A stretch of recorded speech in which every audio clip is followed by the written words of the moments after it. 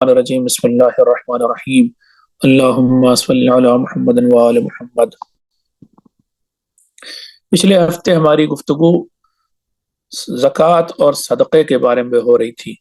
البتہ ہماری بات یہاں سے شروع ہوئی تھی کہ خمس کی تو ایک ہی آیت ہے قرآن مجید میں، جبکہ زکوٰۃ کی 32 آیتیں ہیں، تو پھر زکوٰۃ کا اتنا تذکرہ تقاریر میں، محفلوں میں، مجلسوں میں اور دیگر جگہوں پر کیوں نہیں ہوتا؟ اور اس سلسلے میں پھر ہم نے آپ کو بتایا تھا کہ زکوٰۃ کا مطلب کیا، پھر یہ بھی بتایا تھا زکوٰۃ اور صدقہ ایک اور لفظ بھی قرآن میں یعنی آیا صدقہ کا، اور پھر یہ بھی بتایا تھا کہ یہ دونوں لفظ انٹرچینجبلی یعنی صدقہ اور زکوٰۃ، کبھی زکوٰۃ کے بدلے صدقہ اور صدقے کے بدلے زکوٰۃ کا لفظ استعمال ہوتا ہے۔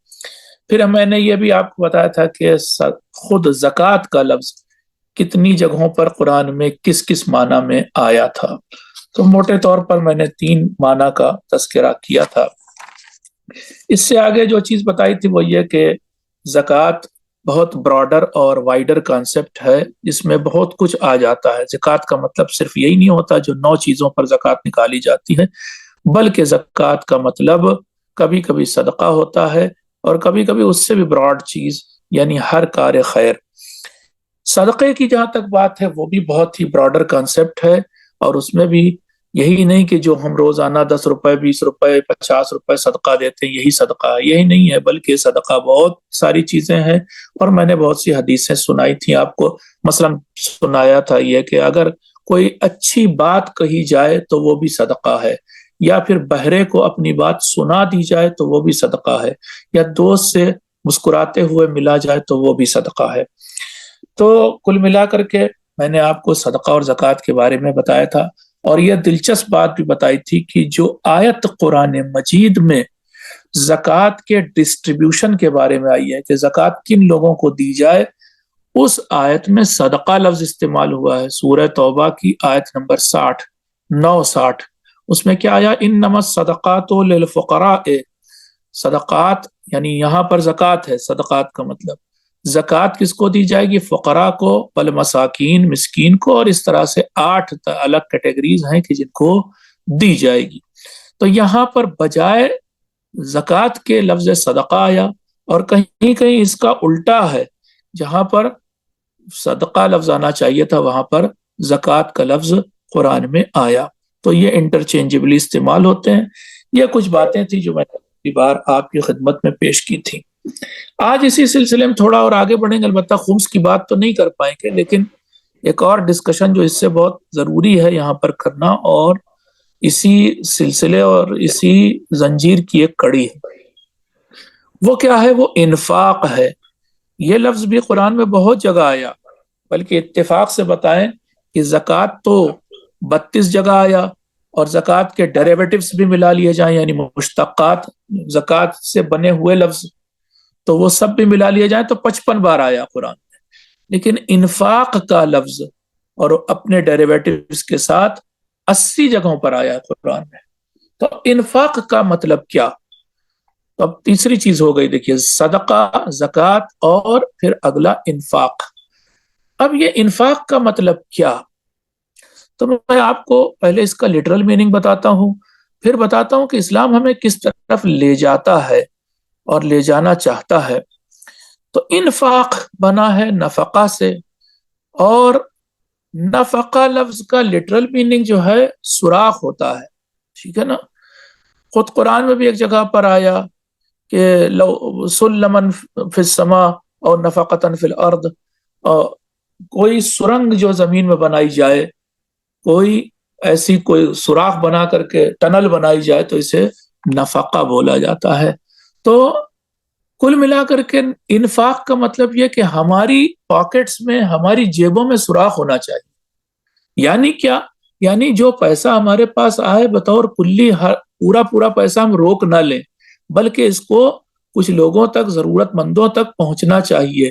تو ہماری جیب میں سوراخ ہونا چاہیے، سارا پیسہ ہماری مٹھی میں بند نہ ہو جائے، ہمارے بینک میں جمع نہ ہو جائے، بلکہ کچھ بانٹنا بھی چاہیے، دوسروں کو بھی دینا چاہیے۔ تو یہ لفظ ہے انفاق، اس کے بارے میں آج ہم بات کرنے جا رہے ہیں کہ انفاق کیا مطلب ہے۔ پہلے تو میں یہ بتانا چاہتا ہوں کہ انفاق اور زکوٰۃ میں فرق کیا ہے.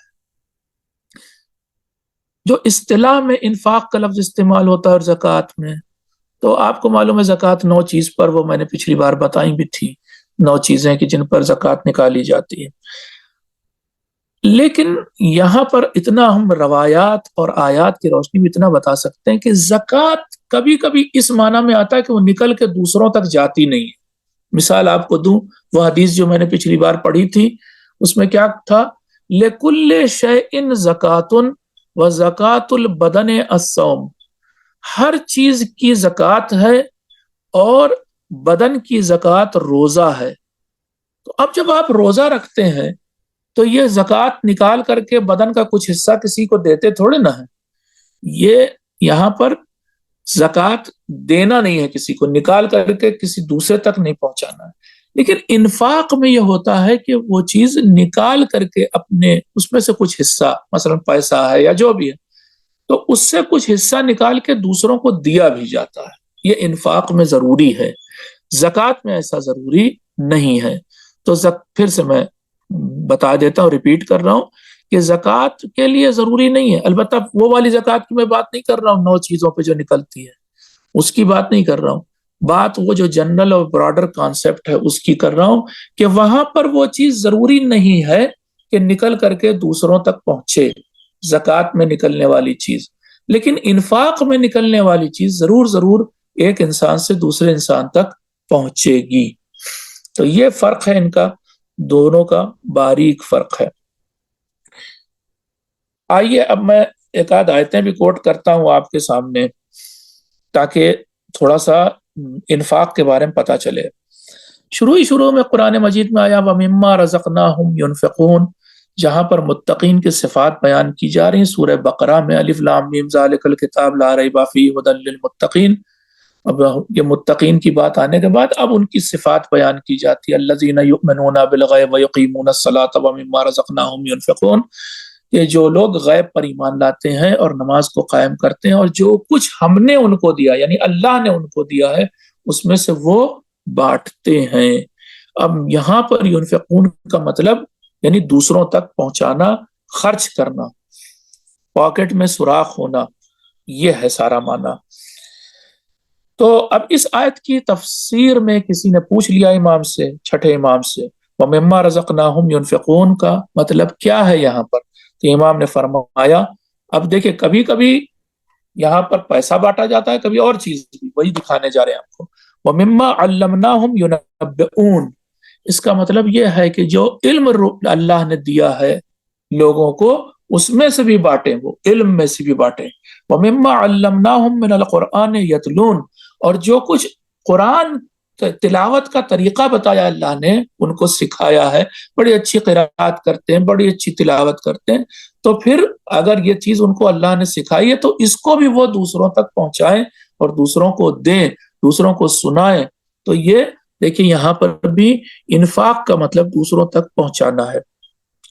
اب جو بات میں کہنا چاہ رہا ہوں وہ یہ کہ انفاق کبھی کبھی مال کا ہوتا ہے، پیسے روپے آپ کسی کو دیتے ہیں، کبھی کبھی علم کا ہوتا ہے، کبھی کبھی آبرو اور مقام کا ہوتا ہے، اپنی آبرو خرچ کرنی پڑ جاتی ہے. اب اس کے اوپر اگر زیادہ تفصیل میں جائیں گے تو وقت لگے گا، لیکن ایسے موقع آتے ہیں جہاں پر اپنی آدمی کو عزت کم کر کے دوسرے کو فائدہ پہنچانا پڑتا ہے. اور پھر کبھی کبھی ہنر کا انفاق کیا جاتا ہے. آپ کو کوئی ہنر آتا ہے، کوئی اسکل آتی ہے آپ کو، تو آپ اس کا انفاق کریں، دوسروں کو وہ سکھائیں، ہنر دوسروں تک وہ چیز پہنچائیں، یہ بھی انفاق ہے. تو اب تک جو میں نے کہا اس کے بارے میں بتا دوں کہ انفاق کا مطلب جیب میں یا پاکٹ میں سوراخ ہونا ہے، یعنی ہمارے پاس جو پیسہ، جو مال، جو عزت، جو آبرو، جو ریسورسز ہیں ان کو دوسروں کے ساتھ شیئر کریں، بانٹیں، دوسروں کو دیں، یہ انفاق ہے. اب اس کے بعد تھوڑا سا میں پہلو اس طرح اس گفتگو کا، اس یعنی تقریر کا بدل رہا ہوں اور بتانا چاہتا ہوں کہ یہ انفاق کیوں رکھا اللہ تعالیٰ نے، اور اسلام میں ڈیفرنٹ ٹیکسز کیوں رکھے، زکوٰۃ ہے، خمس ہے، یہ تو ٹیکس ہو گئے، انفاق کے اوپر اتنا زور دیا، صدقے کے اوپر اتنا زور دیا، کیوں کیا اللہ نے؟ تو بات ساری یہ ہے کہ دنیا میں دو مکتب فکر پائے جاتے ہیں. ابھی اسلامی کی بات نہیں کر رہا ہوں ورنہ تین کہوں گا, تین مکتب فکر, لیکن پہلے دو کی بات کر رہا ہوں. ایک کا نام ہے کیپٹلزم اور ایک کا نام ہے سوشلزم, جسے کمیونزم یا پھر الگ دوسرے ناموں سے اشتراکیت وغیرہ کہا جاتا ہے, نام سے جانا جاتا ہے. تو کیا ہے, پہلا کیپٹلزم اور دوسرا سوشلزم. کیپٹلزم میں کیا ہوتا ہے کہ انسان, جیسے دنیا میں بہت سے ملک ہیں جو کیپٹلزم پر بیسڈ ہیں, یعنی وہاں پر جو لوگ کما رہے ہیں, ٹھیک ہے, وہ پوری کی پوری دولت ان کی ہو جاتی ہے, جو ان کی آمدنی ہوتی وہ پوری ان کی ہوتی, کسی کو دیں یا نہ دیں یہ ان کا اختیار ہے, ان سے لیا نہیں جا سکتا ہے. اس پوری دولت پر, اس پورے مال پر ان کا حق ہو جاتا ہے. یہ کیپٹلزم ہے. جیسے کہ اب آج کل سارے ملکوں میں, زیادہ تر ملکوں میں کیپٹلزم ہی ہے کہ جو کچھ وہ کماتے ہیں سب ان کا ہو جاتا ہے, پھر وہ بانٹیں نہ بانٹیں, کسی کو دیں یا نہ دیں, اس سے کوئی فرق نہیں پڑتا, حکومت بھی ان سے کچھ نہیں کہتی. دوسرا سسٹم کیا ہے, وہ سوشلزم ہے. کبھی کبھی اسے کمیونزم کے نام سے بھی جانتے ہیں, لیکن سوشلزم اور کمیونزم میں تھوڑا سا فرق ہے. بہرحال اس میں کیا ہے کہ سب لوگ مل کے کام کریں اور کوئی بھی کسی چیز کا مالک نہیں بنے گا, یعنی پیسہ اس کا اپنا نہیں ہو جائے گا. جتنا بھی پیسہ بنے گا وہ سب حکومت کا ہوگا, اور پھر ایک جگہ سب پیسہ جمع, کھانا پینا غلہ جو کچھ ہے سب جمع, اور وہاں سے انسان اپنی ضرورت کے برابر بس لے لے. اب اس کا مطلب کیا ہے, مطلب یہ ہے کہ ہو سکتا ہے ایک ڈاکٹر صاحب اور ایک چپراسی دونوں ہی 8-8 گھنٹہ کام کریں, تو جو بھی کام کر رہے ہیں, کتنا بھی اچھا ڈاکٹر صاحب دماغی کام کریں اور چپراسی بیچارہ جتنا بھی بدن کا اور جسمانی کام کرے, اس سے فرق نہیں پڑتا. 8 گھنٹہ انہوں نے کیا, 8 گھنٹہ انہوں نے کام کیا. جو کچھ انہوں نے کمایا ان کو خود بھی نہیں پتا کہ ہم نے کیا کمایا ہے. سب پیسے جو کچھ حاصل ہوئے سب حکومت کے ہو گئے. اب حکومت سے جا کر کے یہ لوگ آخری 30 دن بعد جو سیلری ہوتی ہے, جو تنخواہ ہوتی ہے, اس تنخواہ کے طور پر اپنی ضرورت برابر پیسہ لے لیں گے. ڈاکٹر صاحب کو بھی ہو سکتا ہے کہ مثلاً کہہ رہا ہوں کہ 30 کلو آٹے کی ضرورت ہو, اور چپراسی کو تو دونوں 30-30 کلو لے لیں گے. کام کس نے کیا کیا اس سے کوئی مطلب نہیں ہے. یا ڈاکٹر صاحب کو ہو سکتا ہے 2 جوڑے کپڑے کی ضرورت ہو, اور چپراسی کو بھی, تو دونوں 2-2 جوڑے لیں گے. یہ نہیں کہ ڈاکٹر صاحب 3 جوڑے لے لیں. تو اس نظام کو سوشلزم کہتے ہیں, اور یہ بھی بہت سے ملکوں میں رائج تھا یا ہے, اب تو نہیں ہے, کہیں USSR میں تھا. تو وہاں پر کوئی مالک نہیں بنتا تھا اس طرح سے. تو دونوں کو سمیٹ کے کہتا ہوں, پہلے والے نظام میں جو افراد ہوتے ہیں, جو انڈیویجولز ہوتے ہیں, وہ مالک بن جاتے ہیں, اور جتنا انہوں نے کمایا سب ان کا ہو جاتا ہے. لیکن دوسرا جو نظام ہے اس میں مالک حکومت ہوتی ہے, اور لوگ اپنی ضرورت کے برابر اس سے پیسہ لے لیتے ہیں. اب تیسرا نظام اس کے بیچ کا اسلام نے دیا, اور اسلام نے یہ نہیں کہا کہ آپ مالک ہی نہیں بنیں گے کسی بھی پیسے کے. نہیں, پیسہ, روپیہ, زمین, جائیداد, ان سب چیزوں کے مالک بنیں گے, مگر آپ اپنی جیب میں سوراخ رکھیں گے, یعنی یہ پیسہ روپیہ جو کچھ آپ کو حاصل ہو رہا ہے اس میں سے بانٹیں گے, دوسروں کو دیں گے, تاکہ اب یہ بہت اہم ہے, تاکہ غریب اور امیر کے بیچ کھائی نہ پیدا ہونے پائے, بہت بڑا گیپ نہ ہونے پائے. یہ بہت ضروری چیز ہے. اگر بہت زیادہ گیپ ہوگا تو اس کا کیا نقصان ہے, یہ بھی ہم بات کریں گے. تو یہ مقصد اسلام کا یہ ہے کہ یہ جو ٹیکسز رکھے خمس کی شکل میں یا پھر زکوٰۃ کی شکل میں, یہ تو 2 ٹیکس ہیں, ان سے اور پھر صدقہ اور انفاق کے ذریعے چاہتا اسلام یہ ہے کہ غریب اور امیر کے بیچ میں بہت زیادہ گیپ نہ پیدا ہونے پائے. اب آپ کو بتانا چاہیں گے کہ اس وقت دنیا میں نہ صرف سائنس بلکہ تمام جتنے بھی علوم ہے, جتنی بھی برانچز ہیں علم کی, نالج کی, وہ سب ترقی کر گئیں. خاص طور سے اکنامکس میں بڑے بڑے اکانومسٹ ہوتے ہیں, ایک سے ایک, جو آپ کو کیلکولیٹ کر کے بتائیں گے کیا چیز کم, کیا چیز زیادہ, ہو کیا چیز سے کیا فرق پڑے گا. آپ دیکھتے ہوں گے کہ ریزرو بینک کے 0.5 انٹرسٹ ریٹ یا ریپو ریٹ سے کیا فرق پڑ جاتا ہے. تو یہ بڑے بڑے اکانومسٹ بیٹھے ہیں. سب مل کر کے کیا کرنا چاہتے ہیں؟ غریب اور امیر کے بیچ کا گیپ گھٹانے کی کوشش میں لگے ہوئے ہیں، جس کو کلاس گیپ کہا جاتا ہے۔ یہ ساری اکانومی جو ہے اسی پر کام کر رہی ہے، کوشش کر رہے ہیں یہ لوگ کہ غریب اور امیر کے بیچ جو کھائی ہو گئی، جو بہت دوری ہو گئی، جو ایک طرف ایک انسان بہت امیر بنتا چلا جا رہا، دوسری طرف دوسرا انسان سماج کا بہت غریب بنتا چلا جا رہا، یہ اتنی کھائی نہ پیدا ہو، گیپ کم ہو۔ اسی کے لیے طرح طرح کے ویلفیئر کے کام کیے جاتے ہیں، بہت سارے ادارے ہیں، بہت سارے ٹرسٹ ہیں، بہت ساری سوسائٹیز ہیں کہ جو غریب اور امیر کے بیچ کے گیپ کو کم کرنا چاہتے ہیں۔ وہ لوگ کبھی غلہ بانٹتے ہیں، کبھی کپڑے بانٹتے ہیں، کبھی پیسہ بانٹتے ہیں، کبھی کچھ کرتے ہیں۔ طرح طرح کی دنیا میں تھیوریز ہیں، لائی جاتی ہیں کہ اب اگر ایسا کیا جائے تو غریب امیر کے بیچ کا گیپ گھٹ جائے گا۔ لیکن سب چیز کے باوجود آپ دیکھ رہے ہیں کہ دنیا میں غریب اور امیر کا گیپ بڑھتا چلا جا رہا ہے، گھٹ تو نہیں رہا ہے، بڑھ رہا ہے ہر ملک میں لگ بھگ، اور کسی کے پاس اس کا کوئی سلوشن نہیں ہے۔ لیکن اسلام نے اس کا سلوشن کئی طریقے سے پیش کیا تھا۔ میں ایک ایک کر کے بتا رہا ہوں کہ کیسے غریب اور امیر کے بیچ کا گیپ گھٹ سکتا ہے، اسلام نے اس کے لیے کیا راہیں بتائی ہیں۔ نمبر ایک، اسلام نے سود کو حرام کیا۔ جب تک یہ سود کا سسٹم ہے نا، تب تک غریب امیر کے بیچ کا گیپ بڑھتا ہی رہے گا۔ دوسری بات، اسلام نے زکوٰۃ اور خمس کو واجب کیا۔ یہ دو ٹیکس واجب کیے، یہ اسی لیے تھے کہ پیسہ امیر کی جیب سے نکل کر غریب تک پہنچے۔ یہ دونوں ٹیکس اسی لیے ہیں۔ یہاں پر رک کے میں اتنی بات کہہ دوں، چاہے زکوٰۃ ہو یا خمس ہو یا اس طرح کے جو بات ٹیکس ہوتے ہیں، آپ دیکھیں خاص طور سے آپ دیکھیں زکوٰۃ فطرہ اور خمس، ان دو کو دیکھیں، کون نکالتا ہے؟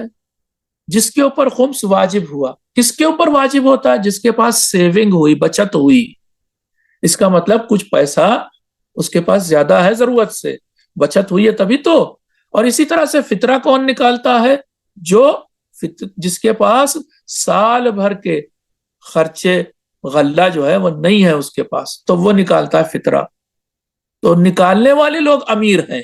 دیتا کس کو ہے خمس یا زکوٰۃ؟ انسان اس کو دیتا ہے کہ جس کے پاس یہ چیزیں نہیں ہے، یعنی بچت نہیں ہوئی ہے، اور یا پھر یہ ہے کہ اس کے پاس سال بھر کا خرچ یعنی غلہ وغیرہ نہیں ہے، تو اس کو دیتا ہے آدمی زکوٰۃ فطرہ۔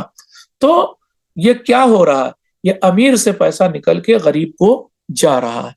تو اسلام نے پہلا کام یہ کیا کہ سود کو حرام کیا، دوسرا کام یہ کیا کہ خمس اور زکوٰۃ کو واجب کر دیا، نکالنا ہی ہے امیر کو، ایسا کر دیا۔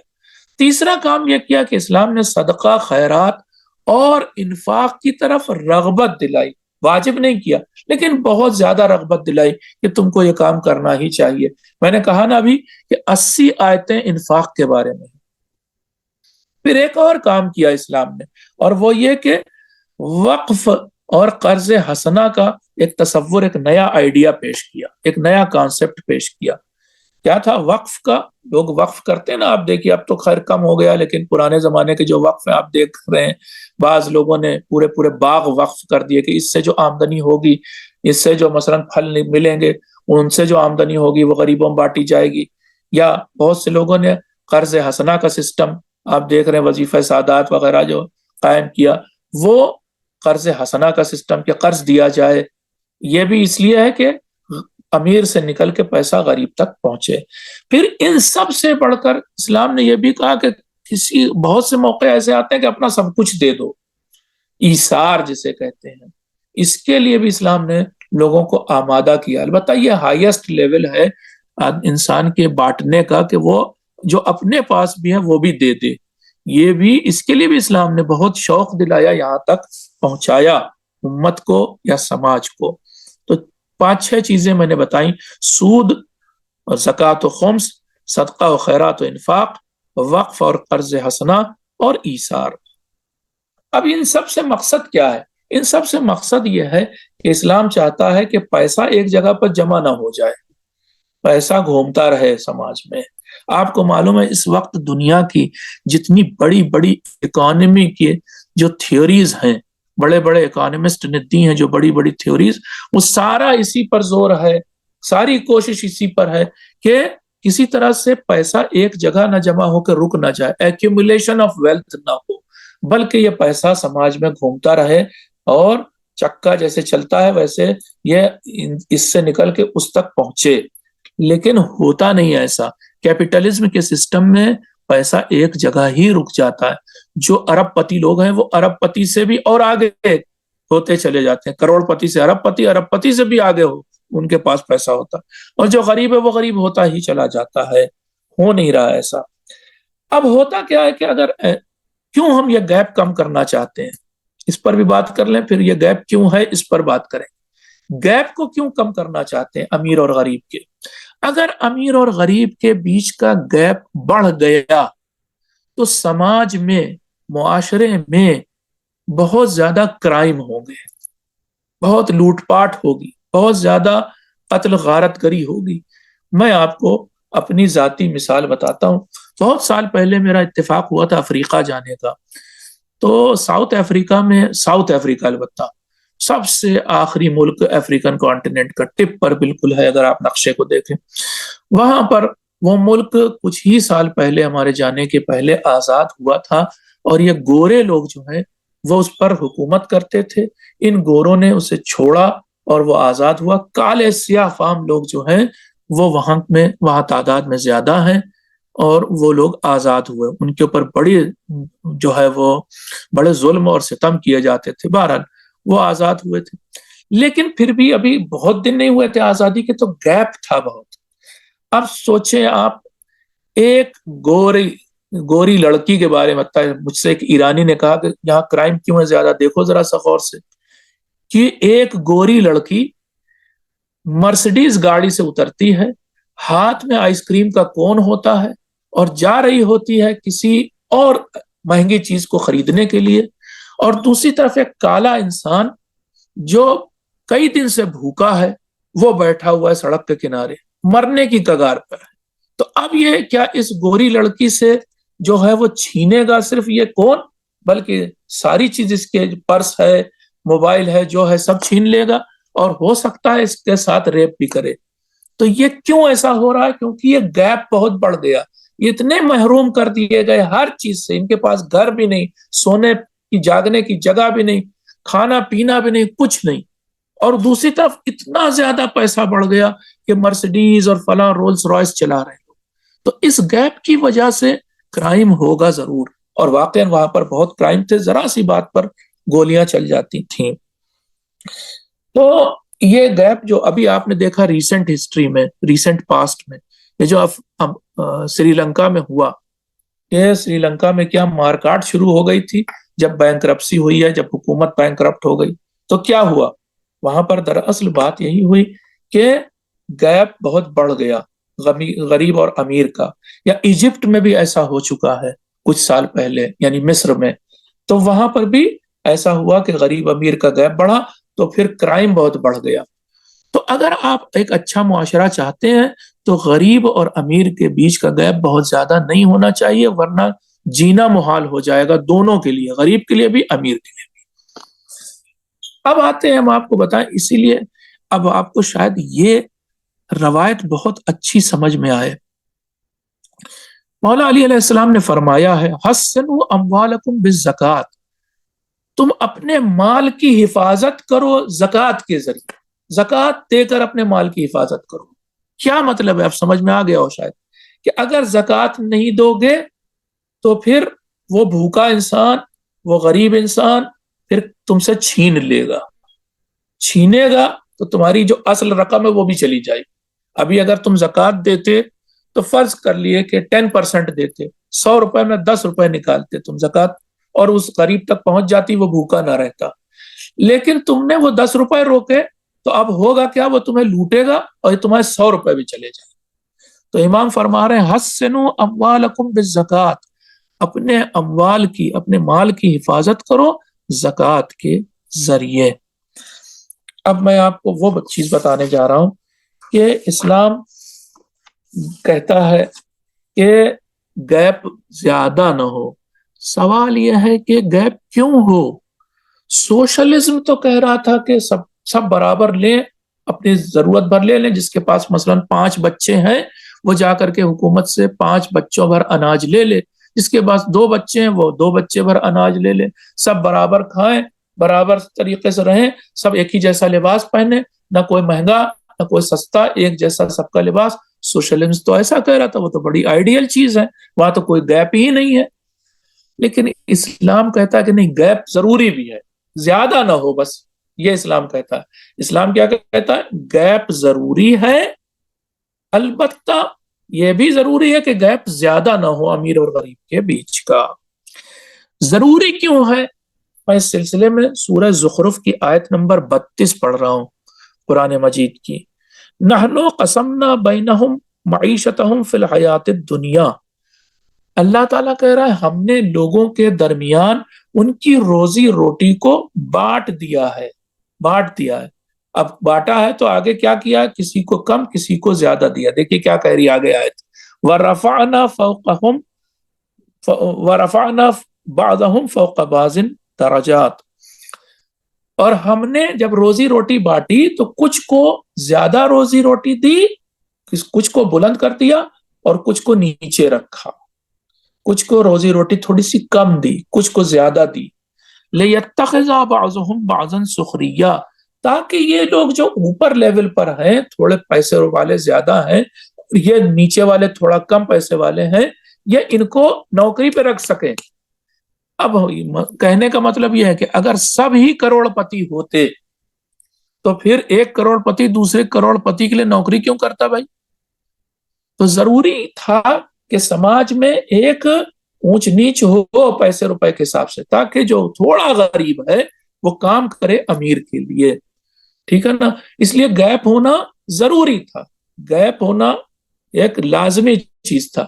میں اور مثال دوں آپ کو، پانی اگر ایک جگہ سے آپ کے اوپر چھت پہ ٹنکی رکھی ہوئی ہے اور آپ کی ٹوٹی میں نیچے پانی آتا ہے، اگر یہی ٹوٹی بالکل ٹنکی کے لیول پہ لے جا کے لگا دی جائے تو پانی نہیں بہے گا، کیونکہ پانی کے بہنے کے لیے ضروری ہے کہ ہائر لیول سے لوور لیول پر بہے۔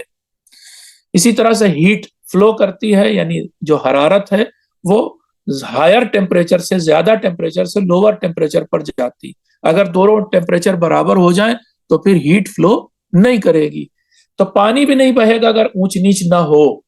اسی طرح سے اگر سماج میں اونچ نیچ نہ ہو تو یہ سماج چلے گا نہیں، اس کی گاڑی نہیں چلے گی، کیونکہ ایک آدمی دوسرے کے لیے کام کرے گا، نوکری کرے گا، نہیں تو نوکری ہوئے گی نہیں، پھر کوئی کام نہیں کرے گا، پھر سماج میں کوئی سماج کا چکا نہیں گھومے گا۔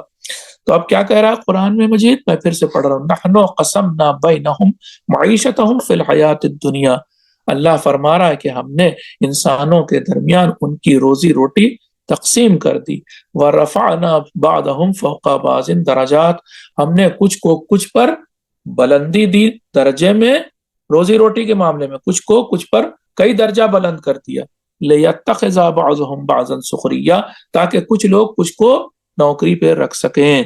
وَرَحْمَتُ رَبِّكَ خَيْرٌ، اور تمہارے رب کی رحمت تمہارے لیے بھلی ہے، بِمَا يَجْمَعُونَ، ان چیزوں سے زیادہ بھلی ہے کہ جو لوگ جمع کرتے ہیں۔ نہج البلاغہ میں بھی امیر المومنین علیہ السلام فرماتے ہیں ایک جگہ پر کہ اس لیے بھی اللہ نے لوگوں کے بیچ روزی روٹی کا اختلاف رکھا، یعنی کسی کو زیادہ تھوڑا سا امیر بنایا، تھوڑا غریب بنایا، تاکہ لوگ ایک دوسرے کے لیے کام کریں، لوگ یہ سماج کا چکا چلے۔ تو یہ گیپ ہونا ضروری تھا، لیکن اسی کے ساتھ ساتھ اسلام نے انتظام کیا کہ یہ گیپ زیادہ نہ بڑھنے پائے۔ زیادہ نہ بڑھنے پائے کے لیے میں آیت پڑھتا ہوں، وہ آیت ہے سورہ حشر کی آیت نمبر 7، اس میں آیا کَإِ لَا يَكُونَ دُولَةً بَيْنَ الْأَغْنِيَاءِ مِنْكُمْ، ایسا نہ ہو پیسہ تم لوگوں میں سے صرف امیروں کے درمیان ہی گھومتا رہ جائے، غریب تک نہ پہنچے۔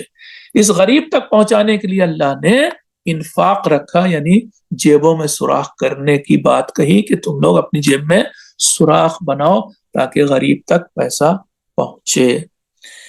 یہ تھی میری آج کی بات۔ اب اگر آگے کریں گے تو آپ بھی کنفیوز ہو جائیں گے اور بات پھر بیچ میں نہیں روک سکتے، آگے پھر اس کے بارے میں اور بات کریں گے اگلے لیکچر میں۔ آپ کو کوئی سوال ہو تو آپ پوچھ سکتے ہیں۔